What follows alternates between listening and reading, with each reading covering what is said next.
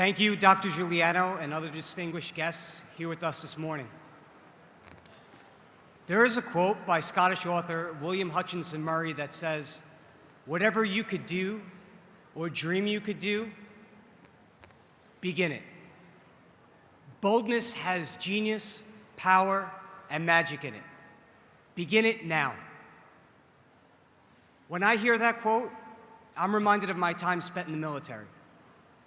I have proudly served 8 years in the United States Marine Corps.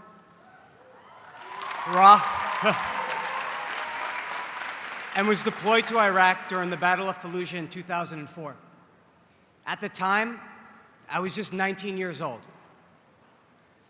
During my deployment, I found myself reflecting quite a bit and had a very difficult time coming to terms. Not with where I was or why I was there, but rather with who I was and what I would do once I came home. In situations such as this, time has a way of slowing down to the point that it makes the future seem as though it will never come. And questions, such as the ones I had contemplated, seem to be tethered with infinite uncertainty. So I started to write and proceeded to jot down those answers that would come to my head in a journal every single night. I eventually came home and, as life has a way of doing, forgot about the journal until just recently when I was cleaning out my parents' garage.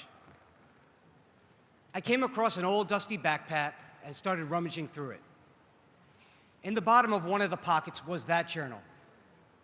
I sat down and read through a few of the pages and actually laughed out loud. The content was not the source of my amusement, though. It was only the last page that I found to be funny. That page didn't even have a sentence on it. It just had one word scrawled across it in messy penmanship that I'm sure only I could read. It read, "Today." Although this was the end of my journal, it was the beginning of a new journey. This page signified the point in which I actually put down the pen and replaced my words with actions. This was the single most important part of my life as I know it, the first step. The point of this story is that the answers written at that journal showed a process, which is important because no one moves on their own. There needs to be a reason or purpose, a means to start or process to prepare. This action requires a change in perspective and has a way of making you look back in disbelief about what you used to think was true. In the military, I had a much different perspective and would have never imagined getting home in one piece, let alone standing in front of thousands of people today giving this speech. But taking action is what got me home. That action gave me the strength to take another step and catalyzed another and then another. And before I knew it, I was running at full speed. Nothing on this earth could ever or will ever stop me. So many of you may be asking, how does this pertain to me, or what does this have to do with my future? The answer to your questions is everything. NYIT has given us the tools to be focused, engaged, and solution-oriented leaders. What we do with those tools is up to us. I'm using my degree in interdisciplinary studies to go on to medical school, come hell or high water. It's an unusual path, but it's the right path for me. Today, you graduate with your respective degrees because you have worked hard to attain them.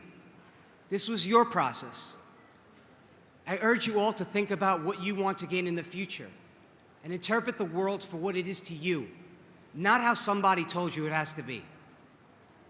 Make your own inferences according to how you want your life to develop and act to make those changes happen. Achieve goals regardless of the title they may have and despite the seemingly insurmountable obstacles you may face. Do this because there is only one you, and your success depends on your ability to transcend those titles, negotiate those obstacles, and to never stop, even when you ultimately reach your goals. So I ask you, when will you start applying your skills to your desires? When will you put down the pen and start moving? The answer is today. Thank you.